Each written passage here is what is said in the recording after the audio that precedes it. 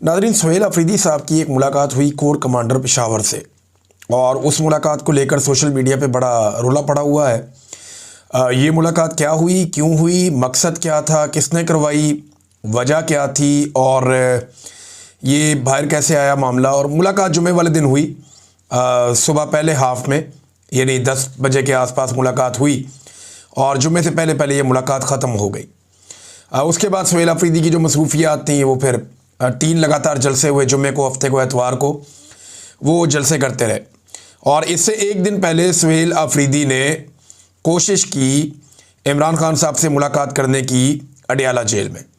जुमेरात को वो कोशिश करते हैं इमरान खान साहब से मुलाकात करने की, वो मुलाकात नहीं होती। सुहेल अफरीदी साहब वापस आते हैं खैबर पख्तूनख्वा में, वहाँ वज़ीर आला हाउस में उनकी मुलाकात होती है कोर कमांडर पेशावर से, और उसके बाद वो एक जलसे में जाते हैं। अगले दिन उनका एक जरगा होता है, और फिर अगले दिन करक के अंदर एक जलसा होता है।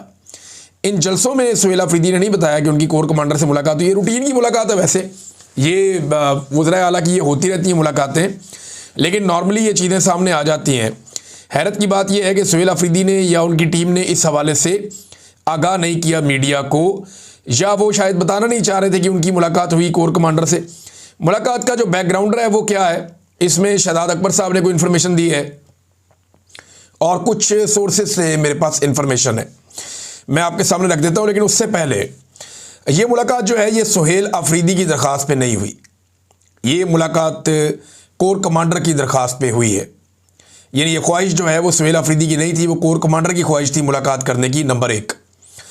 नंबर 2, एस्टेब्लिशमेंट का अपना जो सोशल मीडिया है वो इसके ऊपर गंद फैला रहा है और प्रोपेगेंडा कर रहा है कि सुहेल अफरीदी ने मुलाकात की कोर कमांडर से, वो तो कहता था कि मैं नहीं मिलूंगा। इस किस्म की बातें जो है वो एस्टेब्लिशमेंट का सोशल मीडिया कर रहा है।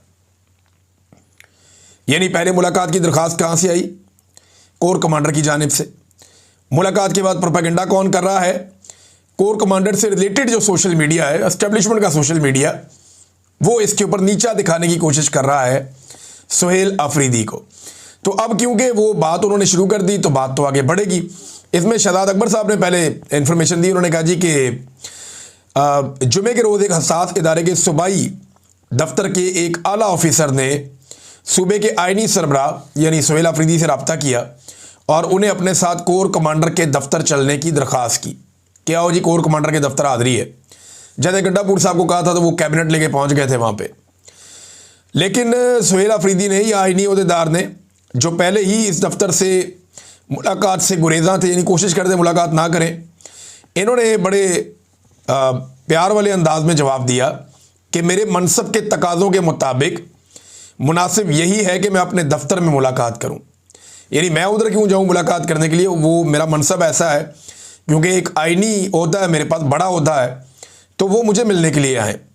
अगर वो तशरीफ़ लाना चाहें तो मुझे कोई एतराज़ नहीं। ये बात जो हसास इदारे का अफसर था उसको पसंद नहीं आई और उन्होंने नाराज़गी का इजहार किया और गैर मुनासिब लहजा इख्तियार करते हुए वहाँ से रवाना हो गए। जब ये मामला कोर कमांडर के इल्म में आया तो उन्होंने सूरत हाल की नज़ाकत को समझते हुए दानिशमंदी का मुजाहरा किया। उन्होंने मुतल्लिका अफसर को तंबीह करने के बाद ख़ुद सूबे के आइनी सरबराह के दफ्तर का दौरा किया, उन्हें ओहदा संभालने पर मुबारकबाद दी और अमन व अमान के उमूर पर खुशगवार माहौल में तबादला ख्याल किया। बाद अज़ां वो नहायत एहतराम के साथ रुखसत हो गए। इस वाक़े का मकसद बयान करने का आगे वो अपना बता रहे हैं कि जी मकसद ये है कि जो आइनी ओहदेदारान हैं उनकी इज़्ज़त का ख्याल रखा जाए और वही जो मनसब है वो ख़ुद भी अपने मनसब का ख्याल रखें और जो सरकारी मुलाजमीन हैं वो भी उनके मनसब का ख्याल रखें।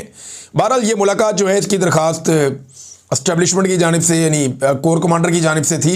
सुहेल अफरीदी ने जाने से इनकार किया कि जी मैं तो नहीं आ रहा, लेकिन मेरा दफ्तर हाजिर है यहाँ पे, अगर वो आकर मिलना चाहें तो बड़ी अच्छी बात है, वो आकर मिल लें क्योंकि मेरा मनसब बड़ा है और वो अगर आके कोई ब्रीफिंग देना चाहते हैं तो यहाँ पे आ जाएं या मुलाकात करना चाहते हैं।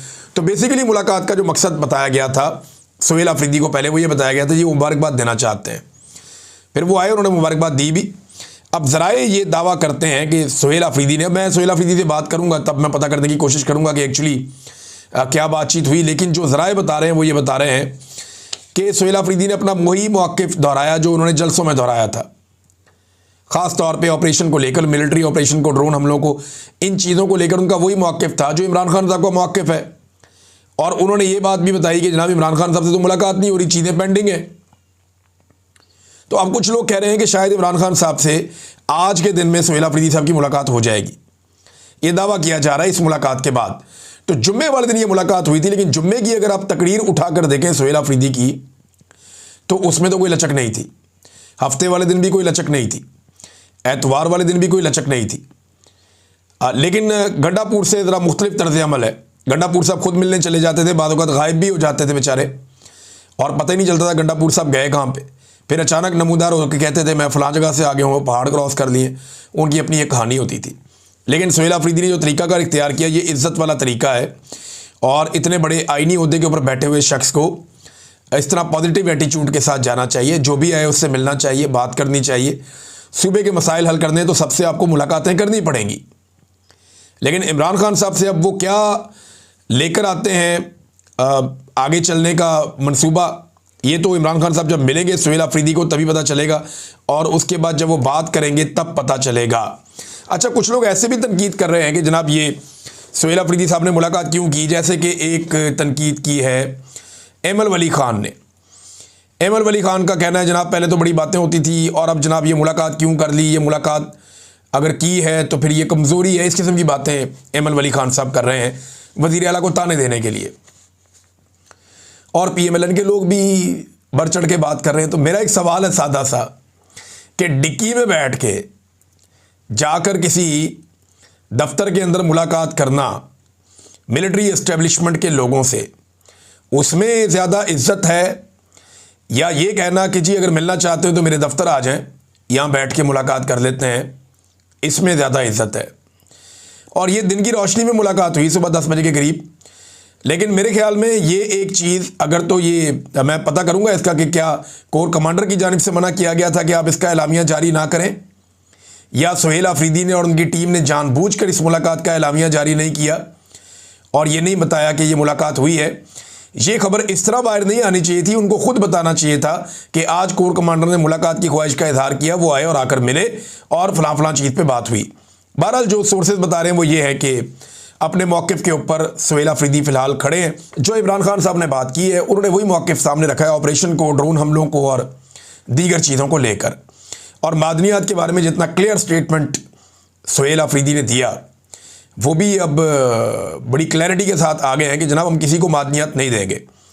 लेकिन मेरी इत्तला के मुताबिक एक बहुत बड़े ऑफिसर का भाई है जो मादनियात के सौदे करता फिरता है, और ये बात बड़ी जल्दी खुलने वाली है। मादनियात के हों, LNG के हों, दीगर मामलात हों, एक बहुत बड़े ऑफिसर का भाई है, बहुत बड़े ओहदे पे वो बंदा बैठा हुआ है और इसको डिग आउट कर रहे हैं। आपको खैबर पख्तूनख्वा से आने वाले दिनों में खबर मिलेगी इसके हवाले से कि वो सौदेबाजी करता है मादनियात के हवाले से, सोने के ज़खायर के हवाले से, और दीगर को जो सौदे रियासती सतह पे होते हैं उनके ऊपर वो सौदेबाजी करता है।